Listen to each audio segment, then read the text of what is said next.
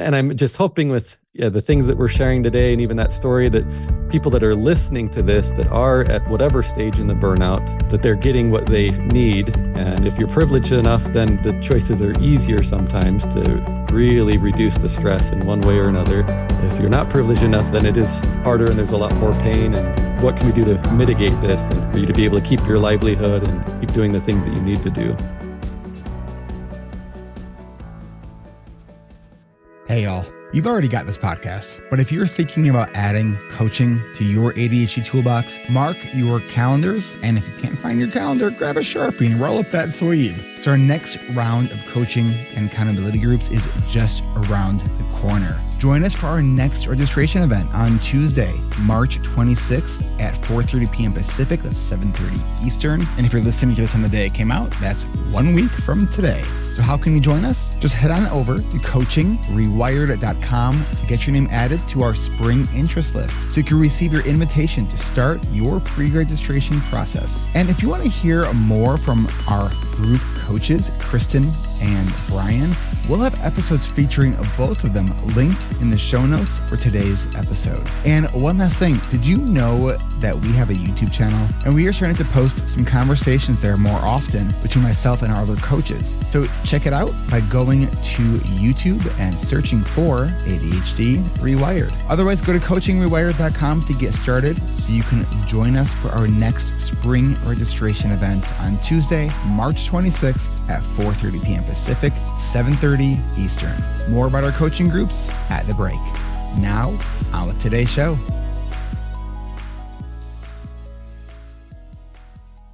Welcome back to another episode of ADHD Rewired. Today's guest is Nate Page. Nate has some fancy titles: PhD, licensed psychologist, certified group psychotherapist, but his education on burnout has come through his own painful journey with burnout.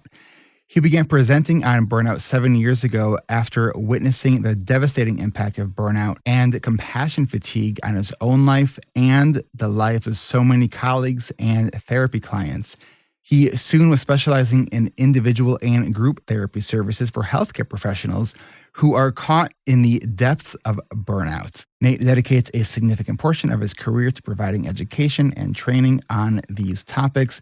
And that is how I got introduced to Nate, was at the CHAD conference on his presentation on burnout that a few members of my team, I think very strategically got me to go to your session. So Nate, welcome to the podcast. How are you?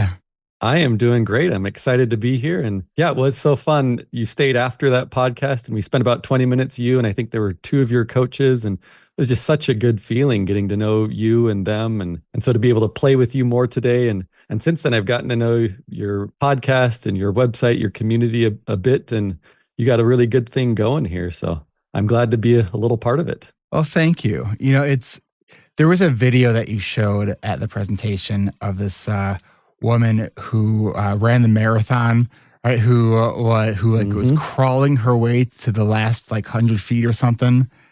Oh man, that was really powerful. It's interesting because when we were talking during the I think our pre-interview, I think you were asking me about something about you weren't sure how kind of vulnerable I get on the podcast, and it's so interesting as I've been running ADHD Rewired now for I'm coming into a decade, and have 500 plus episodes of the podcast. I have, as of this recording, we are starting our 35th season of coaching groups this week.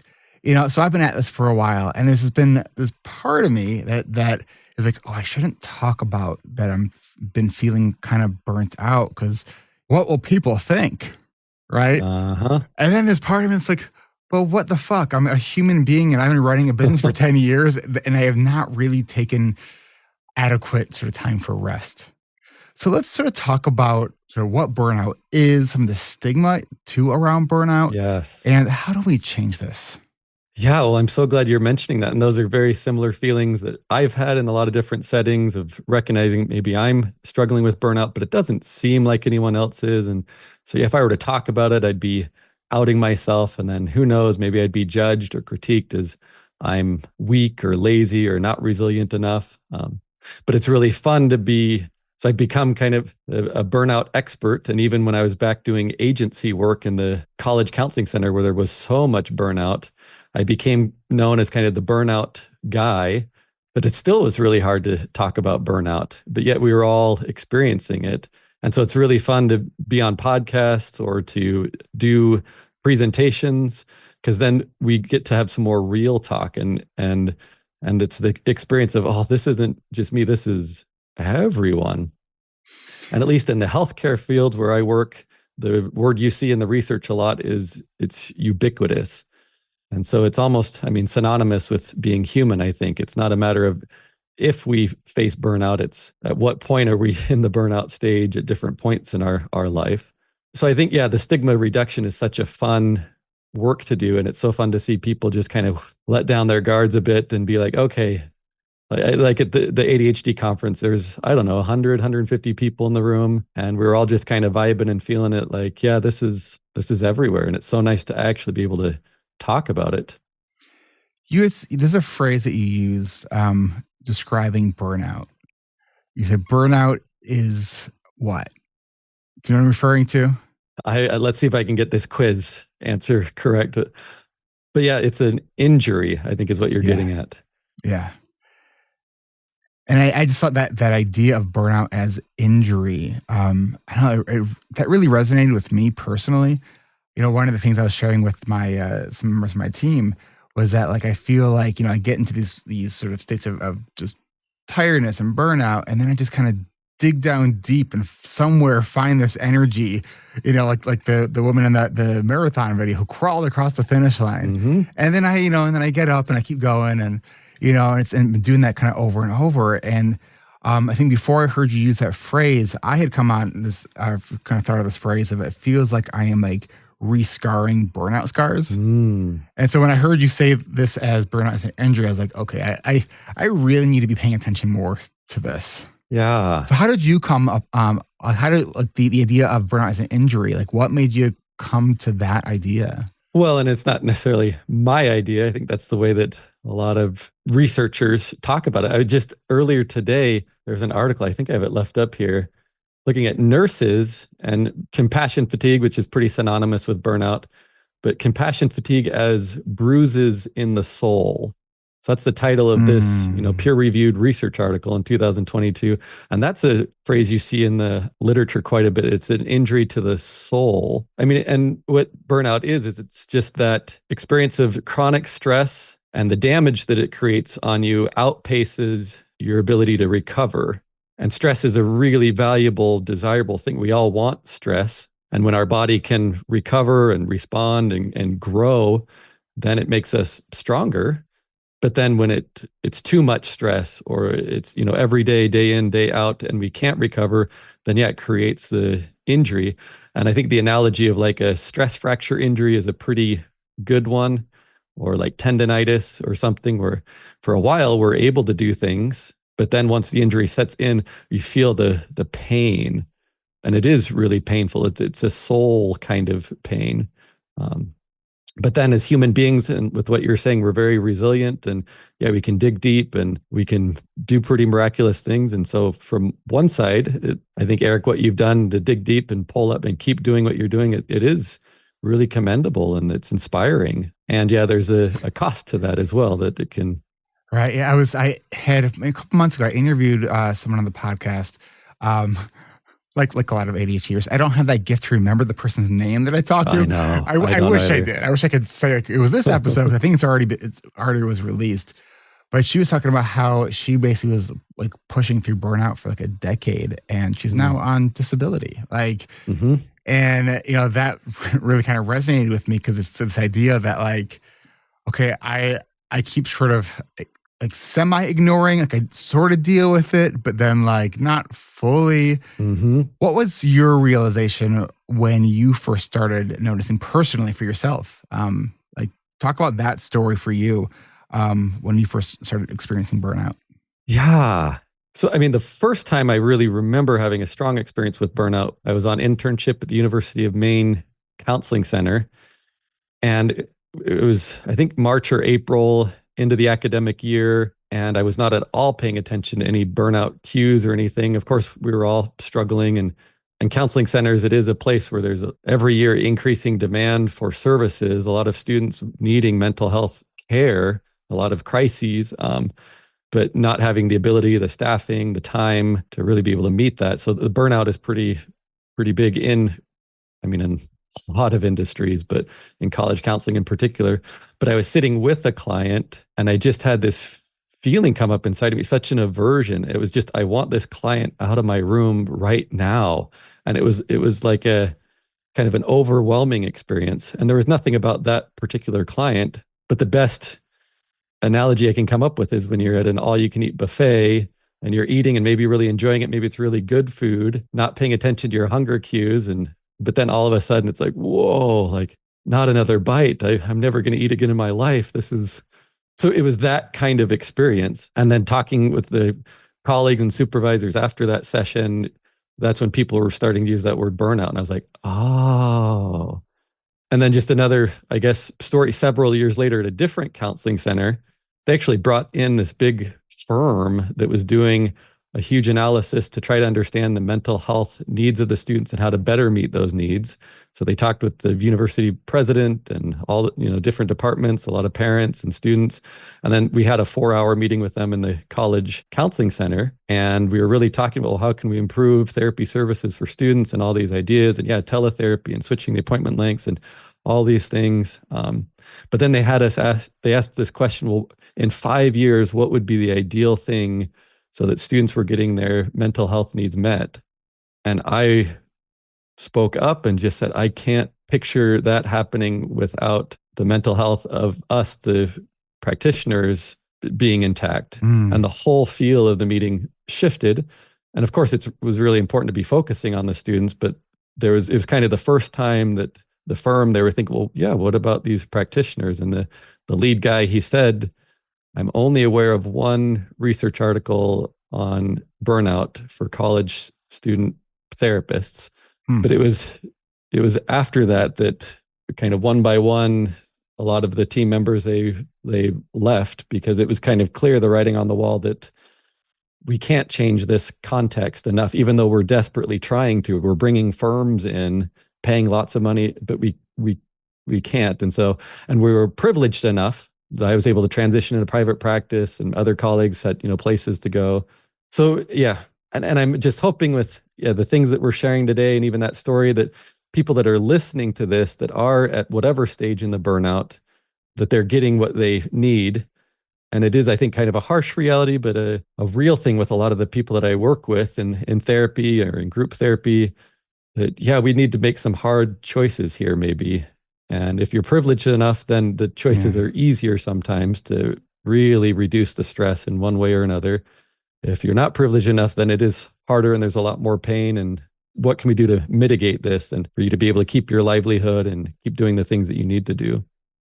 So before we discuss solutions, what are some of the things that maybe aren't clearly or immediately obvious to people that are actually signs of burnout? Yeah, good question. So the exhaustion is a piece of it. So being more and more tired, less and less energy, less and less motivated. Of course, folks with ADHD, there's all kinds of energy regulation challenges anyway. Yeah. A cynicism or some sort of detachment. And so would that be different from what the person maybe usually feels towards something? Right. Like a newfound cynicism? Mm-hmm. Okay. And so, I mean, if we're talking about workplace burnout, it's maybe, I loved this job. I, was really excited. I want to do well. It's meaningful to me. But then I start to lose that. It becomes more meaningless or hard, or I get more cynical or more detached, or more like I have to go into work and go through the steps, but not really be thinking about it. So I'm coping in that kind of way. And so it is a way to cope with the stress. If I can somehow detach or feel more numb or immune to it, then I'm at least not as aware of the injuries that are happening. But it can become, I'm angry, I'm frustrated, I'm annoyed, I don't like this. What's the point of this? And then another big sign is this sense of inefficacy. I don't feel like I'm able to do what I want to do. I'm not having the impact. And And usually that starts out as a perception. It kind of feels that way, but then it quickly can become that. And then I'm not actually doing the work. I'm doing the bare minimum to not get fired, maybe, or to skate by. And so it's just a way to try to survive. Mm. And do you see that there's also like how do you sort of differentiate between like what's maybe a seasonal depression or all the different coexisting disorders that often come with ADHD? Mm. Good question. Well, oftentimes there are co-occurring things, but burnout, well, in the diagnostic manual, so the international one that's used, there is a code for workplace burnout. And so you would differentiate that, yeah, the work is what's causing this stress, and the symptoms of burnout do line up a lot with depression. And so it's oftentimes in the literature called like a workplace depression. So it's a context-driven depression, situational depression. But then, of course, it can permeate all aspects of your life. If I'm really burned out at work, then I might, for a while, usually I get burned out when I go into work, and I hear people tell stories like, oh, yeah, the Monday morning and opening up that door to go into work is just, ugh. But then when I leave work for the day, woohoo, oh, I feel so much better. But it can, permeate into, all aspects of life. So that's one of the things that burnout, it's understood as that and so with ADHD, it would be the mismatch between how I am and the demands, the stressors placed on me by whatever context that is, in work, school, home. And yeah. What about like differentiating between burnout and boredom? Good question. Say more. Like, yeah. So when things are, not as interesting or you're not as excited about doing a thing as you once were, like that could be part of ADHD. Like I've been doing this for a while. Yes. Like, am I still interested in this? Or is it just burnout? Like I still like the thing, but there's something about, how, the length of it working or how I'm feeling that is just, I'm just not feeling excited about it anymore. Like, how do you differentiate between that? Yeah, I think I'm understanding. And so the boredom, of course, isn't the burnout, but there'd be increased stress with that. So a lot of people with ADHD, when something is bored, it takes so much more, something is boring, it takes so much more energy to do that, to sustain the attention, to complete the task. So the amount of stress is a lot higher than it would be for other people. And it might still be boring to them, but it's less stressful. So I think the differentiation would be just the chronicness of it. And I think if your situation is demanding that you have to keep doing the boring thing over and over and over again, it'll get past the point of, oh, this is hard, it's taking a lot of energy, but it's hurting me. I'm injured with this. And then even thinking about it is, or then even things that are adjacent to it are. And so, yeah, I don't know. Hopefully that kind of gets at your question. And yeah, because I guess I think part of the thing I'm wondering about too is thinking about just different listeners who are listening to this right now is how important it is when we are trying to come up with solutions for things that we are first identifying the right problem. Because if we don't have the right problem, the chances are the solution we're going to try isn't going to be that helpful. yes. Right, so how do we identify, yes, this is burnout? So the people that I work with, they're in the throes of burnout. They didn't recognize it. So my immediate reaction to that is, at least from my bias, my perspective is, oh, it's burnout before you even know it's burnout. But I might be biased, and there are probably people listening that are not in the throes. They're not the clinical level of what I see, and they are in more of that prevention place. So I work a lot essentially with the recovery. People that are burned out, they're like the marathon runner that you talked about that has hit the wall, maybe ran a little bit too fast, but now their legs buckled and they're crawling. And so that runner didn't recognize the burnout that was leading up to it all along. So I think it is a really good question. And there are assessments online. It is something I think you'd want to talk with someone and try to understand. And if you're in that place of wanting to ward off burnout, then it is, I can reduce the stress a bit. I can prune and prioritize. I can change things a bit here and there. If it's someone that's in the throes of depression, or burnout, we really need to pull out the big guns here. So hopefully that's helpful for any listeners trying to differentiate. Am I on the path to burnout and I need to make a few small changes, or No, I've been burned out for a while and ignoring it or minimizing or scared to talk about it. And And I think with I'm really ADHD, injured. I think with ADHD, it's got to be so challenging too, Yeah. because like I know for myself, it's like I sometimes don't really like on a particular day, especially if I'm like in the groove with something, that I don't realize that I've hit exhaustion until I like actually stop. Hmm. Even just the Hmm. idea of taking breaks, or how helpful that is for like the longevity of focus throughout the day. Like I'm horrible at taking breaks, Hmm. and it's like every time I should take a good restorative break during the day, I'm like, "Ugh, I really ought to do that more often." 'Cause that was like, I come back to the desk and I'm like, oh, I'm ready to roll. And yet it's like, but I don't get those cues of, I might need to take a break until I'm like exhausted. And my brain just feels fried. Yeah. So it's not part of how you do things naturally, that without the external buffers or reminders or schedules, that your mind, your body would just hyper focus, go through things, work, do, go. And of course, all the benefits that come with that. But To what point though? yeah, the shadow, the downside, the burnout that comes with it too. And so, yeah, some good counterintuitive things that you would need to implement. And So let's talk about strategies in just a moment. First, we're going to take a quick break so we don't burn out here. And we will be right back. Since 2014, support for this podcast has come from our award-winning intensive coaching and accountability groups. Learn more and get on our interest list at coachingrewired.com. Our spring registration event is happening next week on Tuesday, March 26th at 4:30 p.m. Pacific, 7:30 Eastern. That's coachingrewired.com to get started with your pre-registration process. Are you in search of a supportive space where you can gain practical skills, develop emotional acceptance, go from analysis paralysis to actionably adaptive, and engage with others who genuinely understand the experiences of living with ADHD? That's where ADHD Rewired's coaching and accountability groups can help. Our intensive coaching program is specifically tailored for individuals with ADHD. We understand the unique challenges you face, from staying on task to managing time effectively, from dealing with overwhelm to maintaining motivation. You are not alone in your journey. Together, we'll set realistic goals, develop personalized strategies, and create structured accountability that makes sense for your life. Your ADHD doesn't need to define you in a negative way.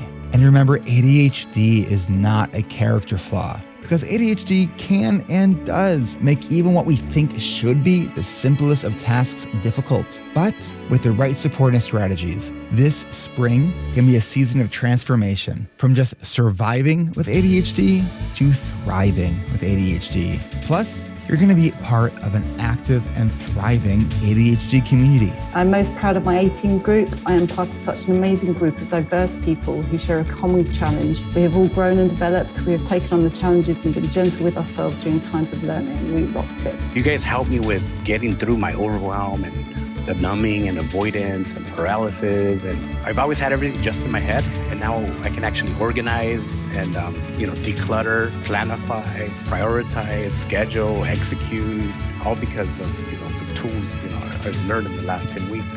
I know that making the decision to invest in your growth is rarely easy. We offer a number of flexible payment plans, including PayPal's 6 months interest-free financing. Plus, your investment not only includes the 10 weeks of coaching 3 times a week, it also includes 6 months of full access to all of the amazing sessions and activities we offer in our alumni membership community. Go now to coachingrewired.com to get your name added to our spring interest list so you can join us next week, Tuesday, March 26th at 4:30 p.m. Pacific, 7:30 Eastern, where we'll answer your questions, let you know what to expect, and to help you get registered for our upcoming spring season that starts on April 11th. If I did the math correctly, that is 3 weeks away. So don't wait. And if you have any questions, shoot us a message through our website or send an email to support@ADHDrewired.com. Growth happens here. The website, one more time, that's coachingrewired.com. That's coachingrewired.com. Hey, and if you are listening to this and know someone that you think would really benefit from this, send them the information. Send them the link to coachingrewired.com. We can't wait to meet you.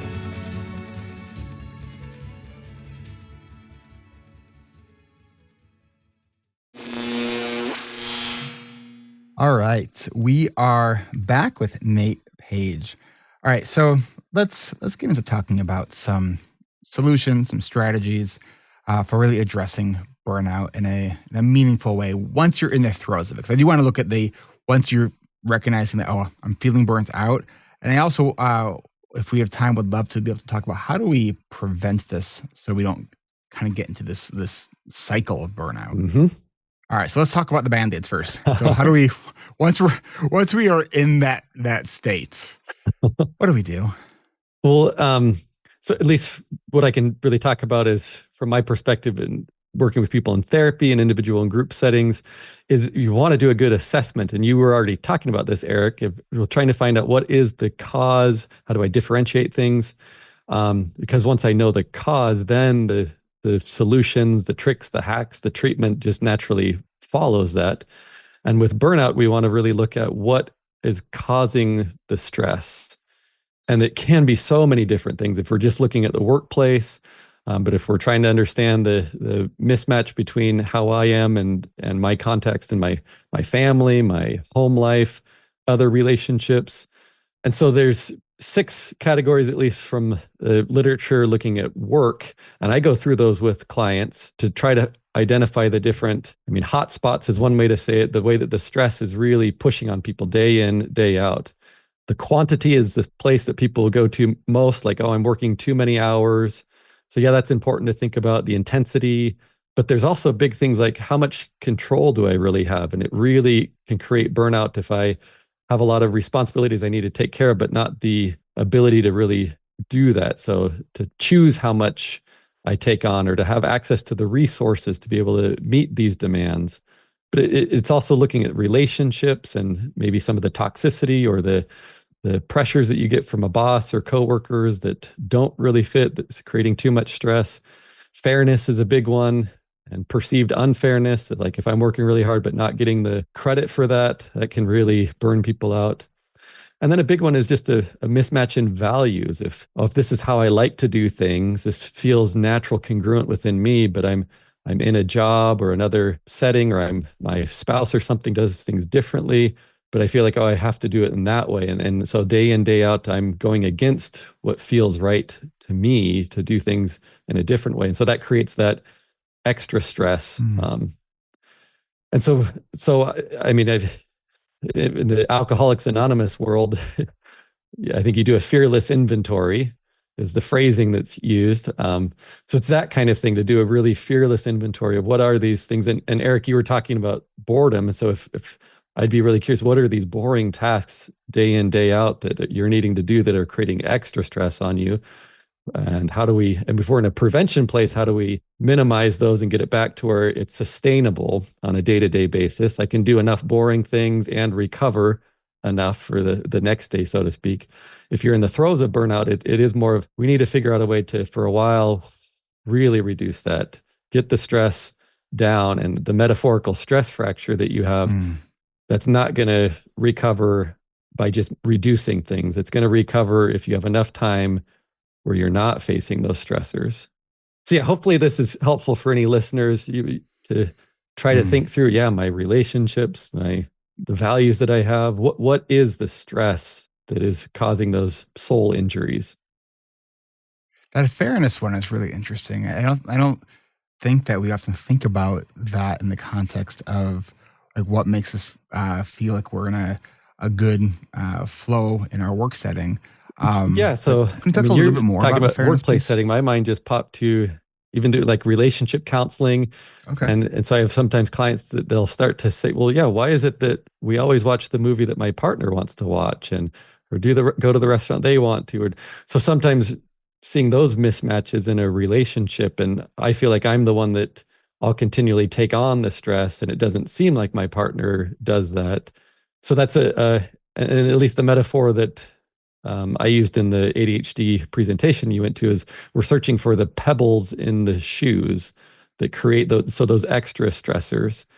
So in your workplace setting, or with being at whatever it is, and in particular folks with ADHD, and it's something now that I'm in the ADHD world, and I was diagnosed, I think 2 or 3 years ago. And so a lot of my clients always were neurodiverse. I just didn't kind of know it, that we were a good match. But really, So we tend to all find each other. Like I think I know. even the undiagnosed Yes. professionals out there who are like, it's just weird. Like all my clients seem to have ADHD. Oh, and I think I have it too. I mean, the number of times I've heard that story from a professional, it's pretty wild. Yeah, and then we could go down that path. But yeah, with AD, so I'm just doing it so much more with my clients and clinicians. Like, what are the mismatches with you and your ADHD and your context? What's the demands that are placed on you day in, day out?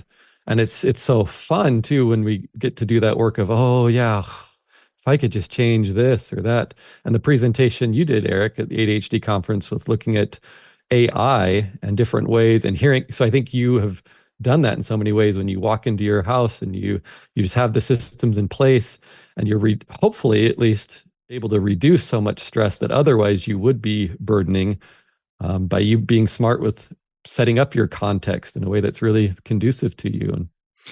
And one of the things when I because I've been talking to my team about burnout, and we talk about how and even though I talk about this in my coaching groups, that and this comes from, I always forget the name of the author that wrote this book called Burnout, where it's not necessarily about eliminating the stressor, but it's actually about dealing with the stress itself, like the actual physical components of stress through like exercise. And what are your thoughts on how do we actually deal with this stress so it's we're managing it healthily and it doesn't pile on, creating this just awful exhaustion that ends up leading to burnout?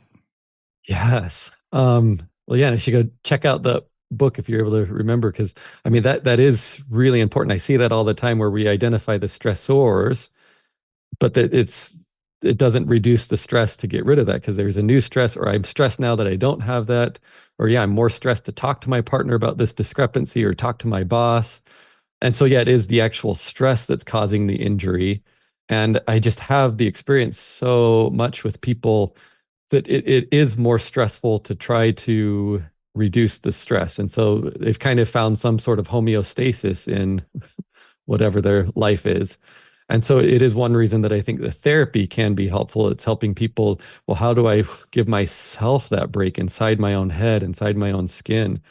And it's something that's really helpful too in the group work, is being able to practice that with other people and have the vicarious learning, seeing other people do it, but other people be able to say, oh, come on, just give yourself a break. Just stop beating yourself up and thinking that you're maybe wrong or lazy or horrible in this way or that way. So I think maybe that's what you're getting at. Maybe that book was getting at. Yeah, I just looked up. It's Emily Nagoski. Okay. I'm probably mispronouncing the last name, but that's the author of that book, Burnout. I think it was like exercise, sex, and like connection were like the three main things they talk about is ways to actually like address burnout or to address stress. Yeah. It's not just by taking a break, right? Which is what people sometimes think. Yes.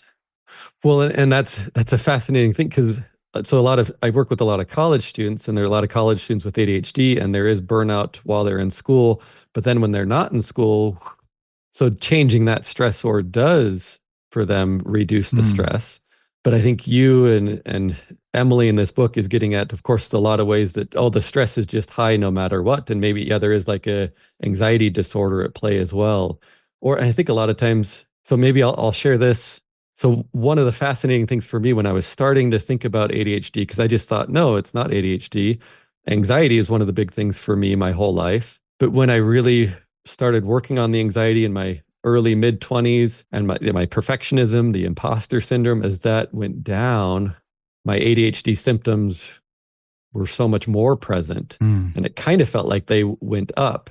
And so when my anxiety goes up, the ADHD symptoms, they're not as visible. That's how I manage them, because when I'm more anxious, I don't lose things as much. I can be more organized. I can pay attention more. It takes a lot of energy. And so I think with ADHD in particular, there's people that pressure, that anxiety, that stress is so valuable that even if I change my context, that still is going to be there. So yeah, I need to figure out with exercise, with sex, with human connections, how do I reduce that stress to where it's more at a breathe in, breathe out kind of way. as opposed to I'm just breathing it. It's just stress. So yeah. Mm. And I imagine too is so much. I mean, this is also true for a lot of other disorders, but like comparing where you're at now to whatever your baseline is, right? Like, I'm getting agitated more with people. Like, well, is that a normal thing or is that a new thing?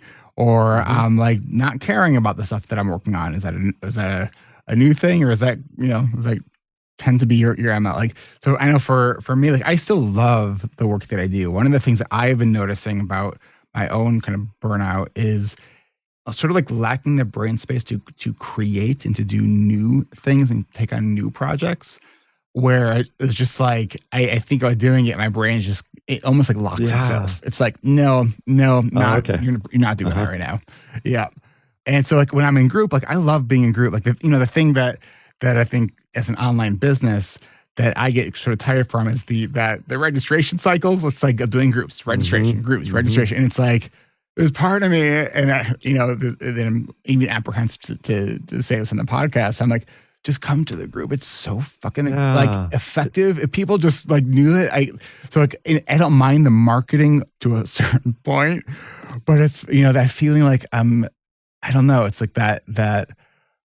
It feels like I'm constantly having to hustle to fill the groups. And like, that's the thing that makes me feel exhausted. And that's the thing that I'm like, God, how do I make this easier? I don't know. Yeah, it's a really, really good business model. And it's so helpful. And I know for me, like even I think the last podcast you posted was just you talking about the groups and at least on the audience side of things, it's so invigorating and inspiring to think, I could join that group and maybe. And so it's really valuable what you're doing. But yeah, for you on your end, it's probably more like I don't know if I can come up with an analogy on the spot, but popped in my head was like a parent, like, oh yeah, you need to do this again for my kids and they love it. But yeah, this is I don't know how many times you've been through, how many years. It's 10 years, 35 seasons now going into, so we've had, we're gearing, well, I think by the end of this one, we'll be near 1,200 people who have gone through our program. And it's amazing, incredible work. And like, I when I first started this work, I was like, so I don't know when this will happen, but I imagine I'll probably get bored of doing this at some point, right? Like just knowing how I am, like always needing novelty.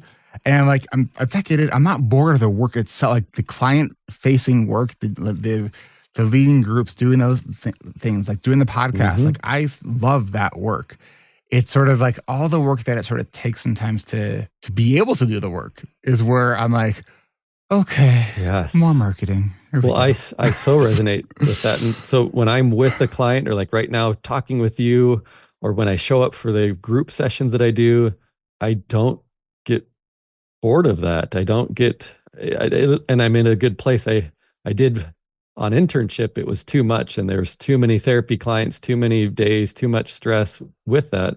But it's been several years. But yeah, it's all those things outside of that, the marketing, the paperwork, the payroll, there's just so many things that it gets harder and harder and harder. Well, I am definitely grateful for the session that I attended with you and getting to do that with a couple members of my team, because right after we had spoken, my marketing person, in a couple of weeks from this recording, so I think I'm now about 40 days away from being in Mexico. I'm going for a week to go see the band Fish. This is the second time I'm going to see them. They do this 4-night run at this all-inclusive resort. I mean, Fish is my very favorite band. Seeing live music is like my happy space. So this is like my dream come true, and I get to do it again, right?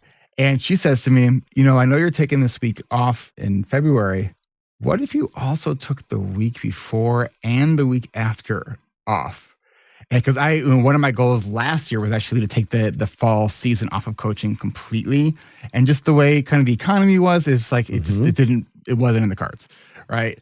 And so it's like, the beginning of the year, I was sort of anticipating this sort of taking a little bit of a sabbatical, and then it not kind of coming to fruition. So when she suggested this, what if I took this 3-week break? I can't even explain how just that suggestion made me feel 50 pounds lighter. And I was like, that actually seems doable. So I first, checked with my team, and so I have coverage for my groups and all that. And, it's interesting too, because when I was, doing some marketing for this season, I was talking to my team about, well, what if I just share, that this is what I'm doing? And they're like, well, they're not really sure if that's going to be the best approach to, and I'm like, but you know what? Like, if all the things that I am, I think transparent is one of the key things that I am. So it's like, yes, I love the work that I am doing, and it's in 2024 now. So over the last, say, 4 years, we've dealt with a pandemic. I got divorced. There was a time not that long ago before that I was actually running 3 groups at a time. Now I only do 1 at a time now. So like, there's a lot of things that have just sort of added up and it, I guess, brought me to where I'm at right now, where it's taking that break is to me, I feel, is so essential for the longevity of what I'm doing.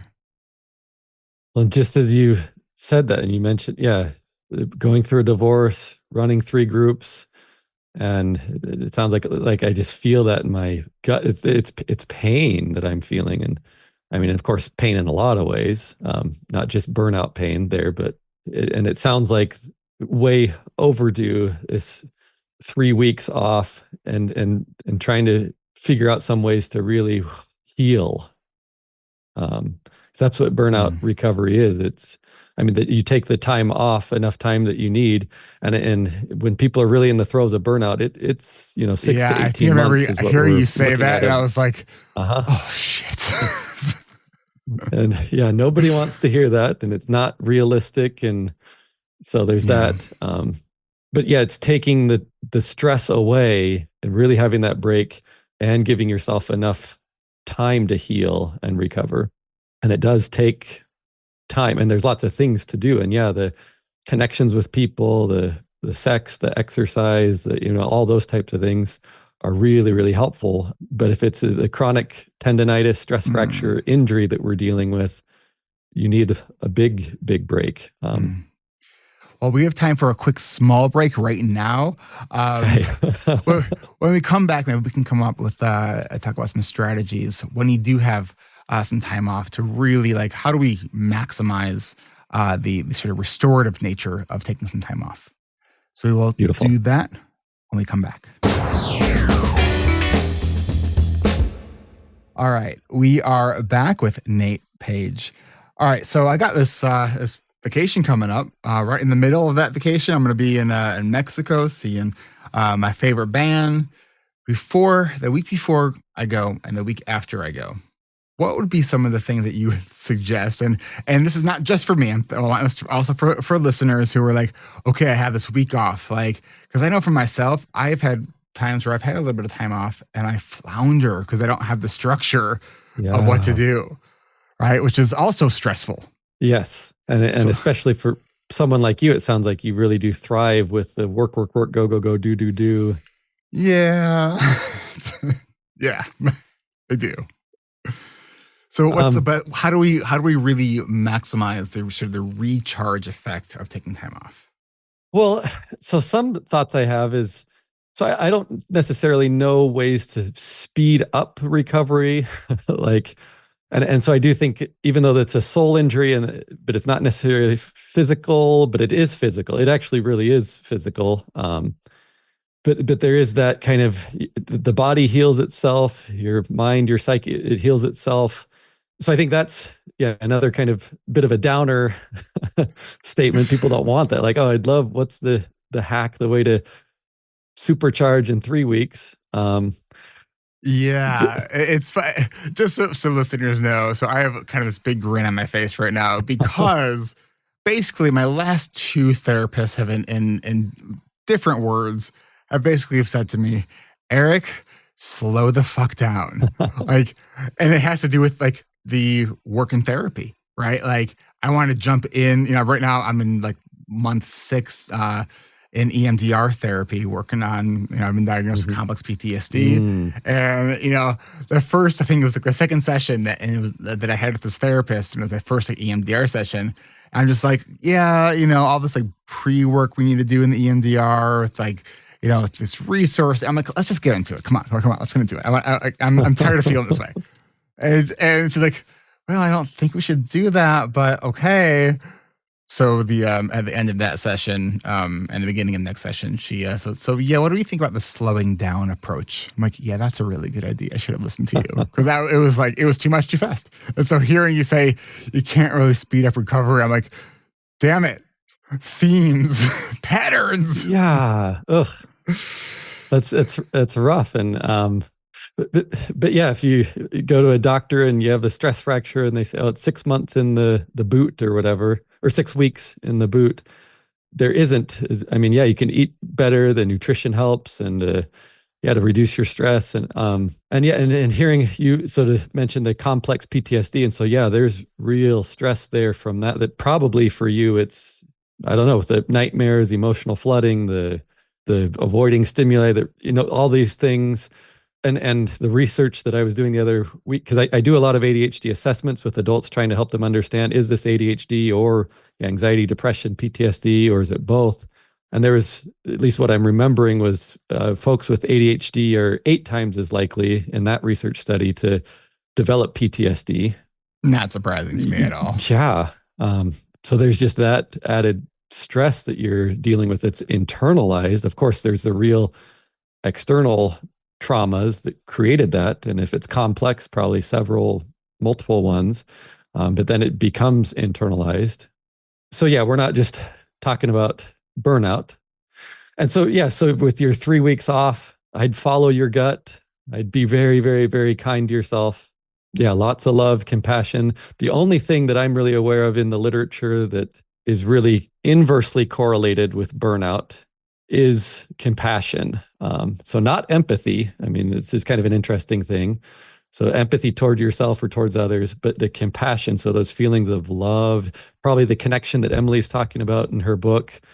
And so really treating yourself as kindly as you can, lots of love. And of course you're burned out, and of course this and that, and that's okay. And you're okay. And then other things that I think are helpful are what does help you feel alive, and what helps you thrive, what's kind of the opposite of the burnout. And it sounds like you are doing that with going to the Fish concerts, and makes me think that I need to make a note to see if there's a way that I can rent a motorcycle while in Mexico. Because when you say what makes you feel alive, I'm like riding my motorcycle, playing pickleball, playing music. I mean, those are the things that make me feel alive. And I have been very intentionally trying to add more and more of those things in my life. And part of it too is I'm very sort of consciously trying to also work a lot less, which I do feel it's helping. I do feel it has been preventing new scars from forming. Because, like a lot of people with ADHD who are also business owners,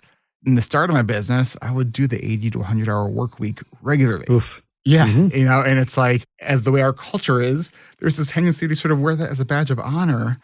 And it's so perverse and so just unhealthy. Yes. That, now I'm working maybe about 30 hours a week, and I feel it's way more sustainable based on where I was, with some fluctuations here and there. But yeah, the what makes you feel alive, it's a question that we actually ask our coaching group members when we're doing our yearly planning. Like, what makes you feel alive, right? Because it's like, it's not just about getting the goals done. It's like, because that's not what life is. It's like, what really makes you energized? What would we do when, it doesn't matter how much time is passing because we love what we're doing? Yes. And it's so funny too when it's like all these things that we forget and yet we know to do. Right. But yeah, it's not built into our systems, and especially our culture here in the US, where productivity equals your worth. So you're facing all the stress of being countercultural to go down to 30 hours a week, which, hearing that, was like, oh, good work. And that is sustainable, hopefully. And the 80 to 100. Yeah, it's needed sometimes for short term, but not a sustainable. lifestyle though. Not exactly. We are running out of time here. What, I don't know, maybe just share some final thoughts, and then how can people reach you and sort of leave listeners with that? Yeah. So, I mean, one thing I think is really helpful is to get as many people involved as you can in your burnout recovery, or people that really will support you. And so I find myself doing that more and more with therapy clients. Like, if we can, let's connect with your boss, your employer, your colleagues, your spouse, your family, your children, your friends, because we are needing to make big changes if we can, and change the structure, change the context, and as many people as we can get that are in your corner. And the analogy that I always go back to is that so often it feels like I'm an athletic trainer working with an athlete who's injured, but nobody else really knows it or wants to know it. So the coaches, the teammates, the fans, the parents, they're like, no, keep playing, keep going. It's really important.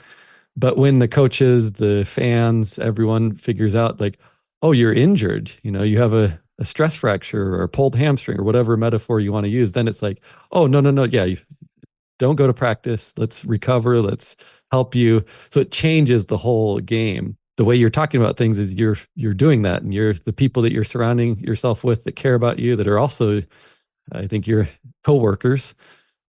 They're saying, nope, let's take the week before and the week after off. And when that happened, you just felt it like, yeah, that is right. I wouldn't have probably done that myself, but I have this support team here. Because it did kind of feel this like, oh, wait, I was maybe having this all or nothing thinking. It's either I take a whole season off of coaching, right, or nothing. It's like, oh, wait, there's this middle ground. I can do that middle ground. Yeah. And it's a really good experiment. And we'll see. Yeah, maybe that was enough, or maybe you want 4 weeks next time. Or and what you said there too about experimentation. I mean, that's life, right? Like, we have to embrace those experiments. Like, we don't know what's going to work or not going to work. Right, we don't know what we're going to love or not love. We only know by experimenting. And there was a woman in the presentation that we were at that talked about the cycles of burnout and going through it many times. And I think that's a really helpful thing, to be like, well, how do I level up, get better this time? Constantly be improving, and you've done so much, and you're trying to figure out what's the next way to level up with my burnout recovery. And for people wanting to connect with me, is that where you were going? That's exactly where I was going. Yeah, reach out to me. Google my name, Nate Page. I run a website, grouptherapycentral.com, so you can connect with me through there. I love doing presentations on burnout. I've gone into a lot of organizations, but I do a lot of individual therapy work. I am probably going to be licensed in 36, 37 states with the way that psychologists can do things through. But I'd love to, be part of, any projects or things people are doing. And so don't hesitate to reach out to me. And I'd like to play with this, and I'll say no if I'm not in a place to say yes. If I'm full at the buffet right now, but right now I'm more like, no, I'll play with anyone. I'll play with you, Eric, and be on your podcast. And so, don't hesitate to reach out. Well, thank you so much. This was a great conversation, and I appreciate the work that you were doing. I think it is really, really important work that people are hearing. So we will put a link to where people can reach you in the show notes of this episode that is available on your podcast app or on our website. Nate Page, thank you so much. Thank you. Absolute pleasure. And that's all for this week. A big thanks to Dr. Nate Page for taking the time to talk with me for this episode. And thank you for making it to the end of this episode. If you want show notes and resources mentioned in today's show, head over to the website, ADHDrewired.com. Do you have thoughts about burnout? Want to start a discussion? Apply to become part of our free and secret Facebook community at the website. Want to support the show? Why not become a patron at ADHDrewired.com/Patreon. Members at $5 a month or more can get full uninterrupted episodes of this show with the announcements at the very end. And if you sign up at $25 a month, you can join me and other patrons for a monthly coaching call that we do every fourth Tuesday of the month. Then if you are looking for an ADHD-friendly co-working space to help you keep on task while you tackle your to-do list, why not check out our ADHD-friendly body doubling community at adultstudyhall.com. We currently have 11 facilitated sessions each week, and our 24/7 quiet co-working room is always open. Oh, and we're trying something new. Each week, I'm getting together with fellow coaches Kristen Martz and Brian Entler for our Coaches Roundtable. We are aiming to keep those conversations between 15 to 20 minutes, and if you want to check those out, we'll have our most recent episodes that we've streamed on YouTube linked in the show notes. Otherwise, you can find it all at the website, from our coaching groups to our Facebook community, adult study hall, and more at ADHDrewired.com. Thanks again to Dr. Nate Page for joining me on the podcast today. Take care of yourselves, and we'll see y'all next week.